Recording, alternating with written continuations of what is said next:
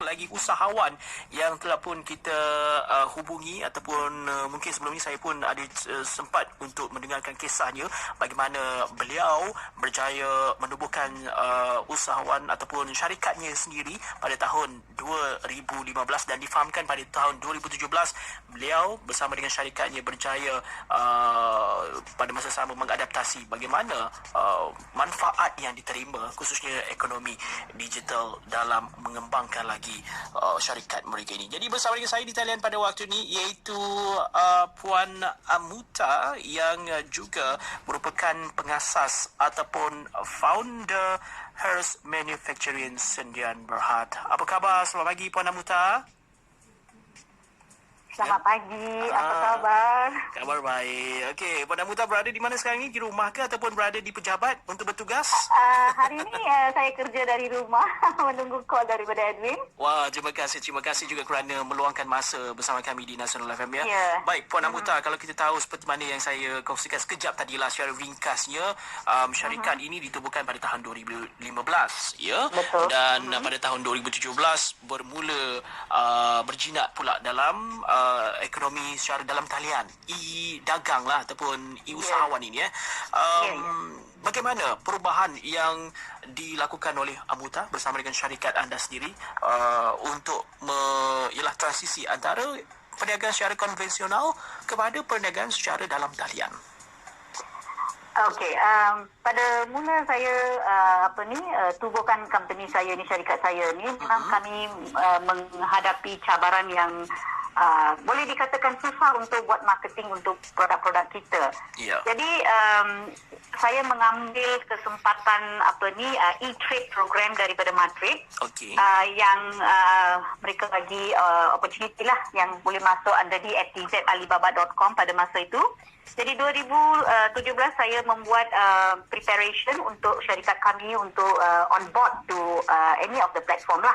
Jadi 2018 kita sudah masuk dalam platform alibaba.com dan daripada situ kita dapat global antarabangsa punya pasaran yang kita boleh pasarkan kita punya barang-barang dekat overseas. Okay. Bukan setakat domestik ya. Jadi saya mendapati saya punya sales tu memang menaiklah daripada local distribution.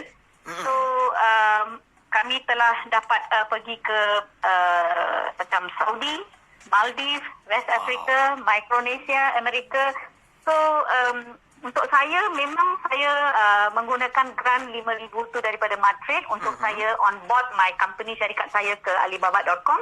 Lepas tu saya memang hadir semua kelas percuma yang dianjurkan oleh MDEC. Pada masa tu memang saya zero knowledge ya. Saya tak tahu apa-apa digital. Jadi saya memang hadir semua program-program yang diadakan oleh MDEC dan belajar daripada zero.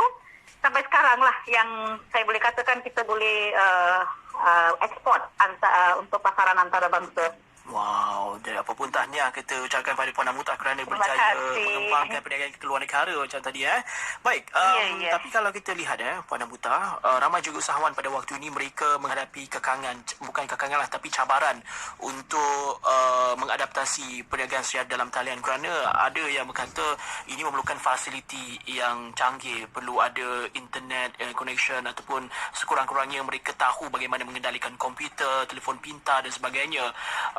Apatah lagi kalau melibatkan usahawan yang sudah lama.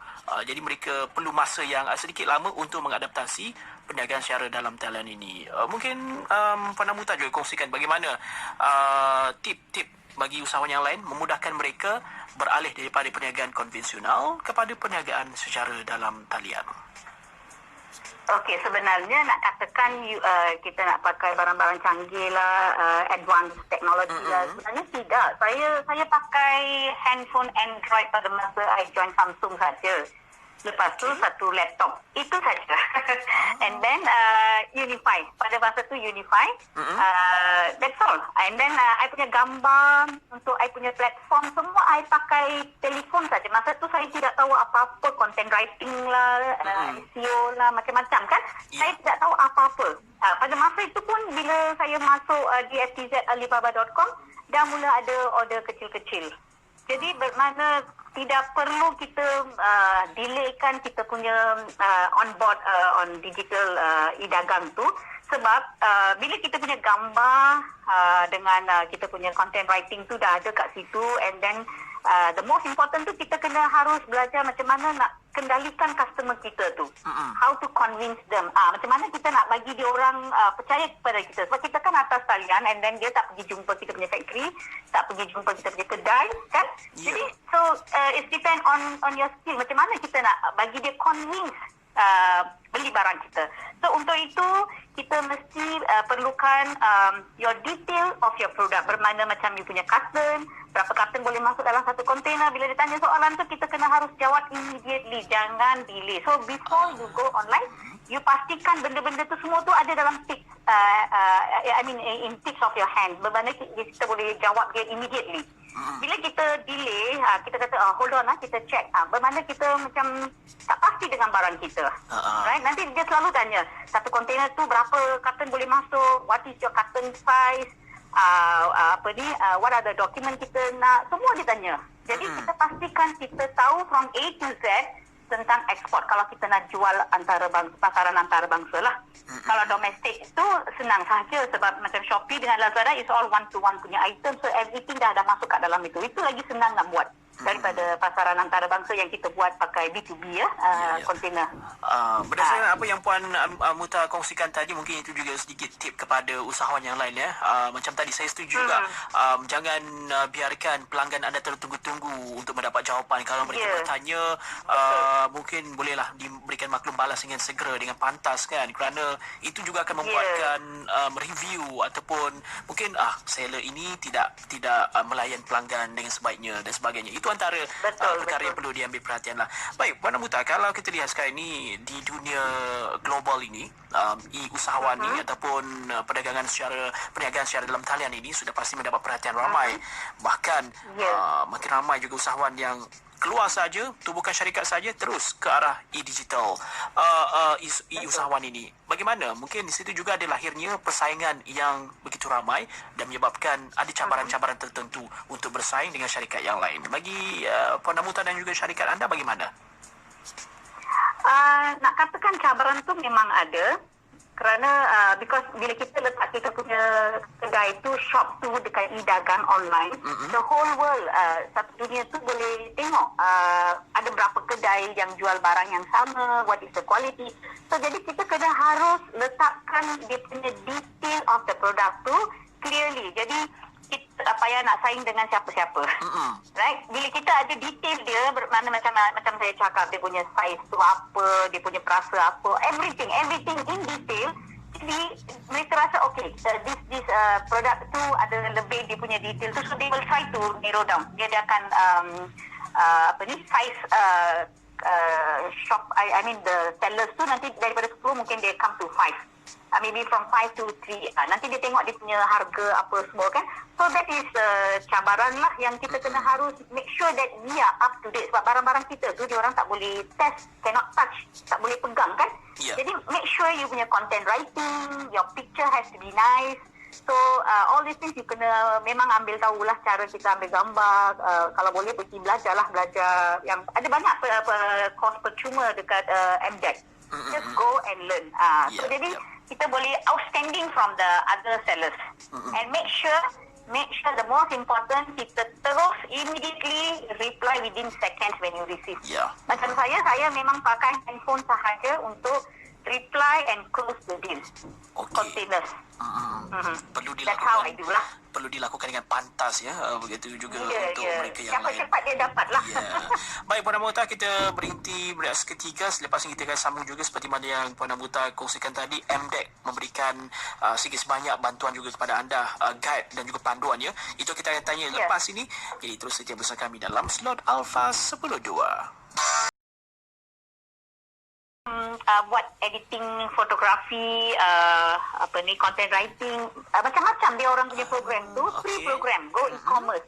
So saya memang akan whoever I jumpa tu memang I cakap tolong join the e-commerce group, go e-commerce. Even in FB pun ada go e-commerce group yang dikendalikan oleh Madam Carol Fu. and also Dingtop.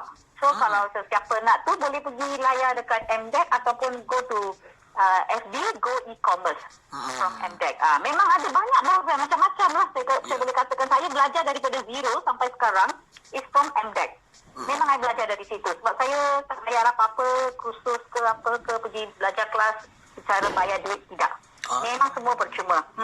Jadi tak ada alasan lagi lah untuk khususnya usahawan yang katanya alamak perlu belajar, saya tak ada basic, saya tak ada duit nak ikut kelas dan sebagainya. Kita ada MDEC yang menawarkan perkhidmatan secara percuma ataupun panduan dia kepada usahawan. Mungkin akhir sekali lah Puan Amutah, nasihat kepada usahawan ataupun khususnya golongan PKS ini yang masih lagi kekal dengan perniagaan secara perniagaan konvensional, masih lagi berniaga di premis mereka, dan mungkin was-was lagi untuk terus beralih kepada perniagaan secara dalam talian ini ataupun e-dagang. Nasihat kepada mereka, Puan Amutah.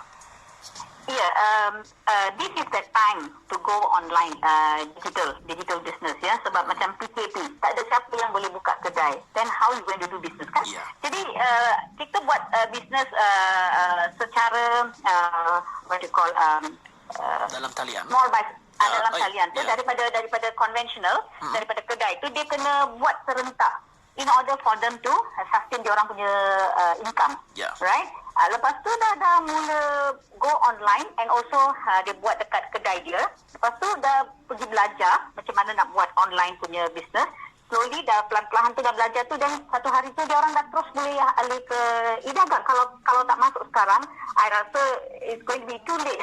Sebab sekarang semua masuk e-digital, digital business online, and we can go worldwide, global business. Kalau masih lagi was-was, memang akan ketinggalan lah daripada macam just satu example bermakna kalau let's say kita ada kedai dekat Kuala Lumpur, orang yang sebelah kita sahaja akan pergi ke kedai kita, betul tak? Bila kita pergi online e-dagang, bermakna satu dunia tu boleh nampak kedai kita, and kita boleh dapat tak payahlah pergi kontainer pun, cross border pun dah cukup, hantar 2-3 item, bermakna kita ada daily boleh ada sales daripada kita duduk dekat kedai. So saya punya nasihat tu, daripada you duduk kedai daripada pagi sampai malam, better you focus duduk dalam kedai, okay, same time spend your time for your e-dagang business. So you boleh belajar semua dalam platform mana yang kita choose tu. Memang ada dia punya cara-cara nak membawa traffic kepada kita punya shop dekat online tu.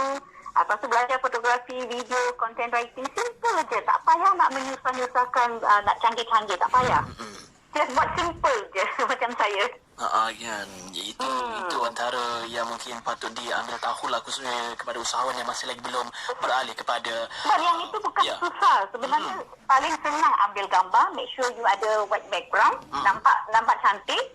Dah senang sahaja. Itu pun kalau kita nak edit dekat belakang tu, yang background tu pun dah ada application dia. So usahawan muda sekarang ni bukan tak payah kita cakap. Dia orang dah tahu macam-macam application is online. Macam saya dulu start, saya tak tahu apa-apa. Zero. Kan? So it's macam benda-benda ni semua senang sahaja. Whether kita nak start atau tak nak start, itu je. Dan juga yang paling penting perlu kreatif lah supaya nanti lebih nampak menarik lah gambar iklan yang dikeluarkan tu, taklah nampak bosan ataupun menarik perhatian lah Betul. Tapi yang even atraktif pun dah ada dekat application tu, kita tinggal choose saja, pilih sahaja. Semuanya di hujung jari saja, kan? Either kita nak belajar ataupun tak nak belajar. Terpulang kepada individu itu sendiri, adakah nak ataupun tidak. Baik, terima kasih Puan Amutah untuk perkongsiannya, sangat-sangat bermanfaat, dan juga kita harapkan ini sebanyak memberikan juga bimbingan kepada rakan-rakan kita, usahawan yang lain, untuk mereka mengadaptasikan perniagaan secara dalam talian ataupun e-usahawan ini, dan ini juga memberikan inspirasi kepada usahawan yang lain. Terima kasih Puan Amutah. Terima kasih lagi. Saya nak mengucapkan terima kasih kepada MDEC, Matrix bagi memberi peluang kepada kami menerokai pasaran antarabangsa melalui e-dagang. Thank you. Baik, sama-sama. Sama-sama Puan Amutah. Terima kasih. Kita jumpa lagi ya Puan Amutah. Jumpa lagi. Thank you. Baik, sama-sama. Itu dia, kita bersama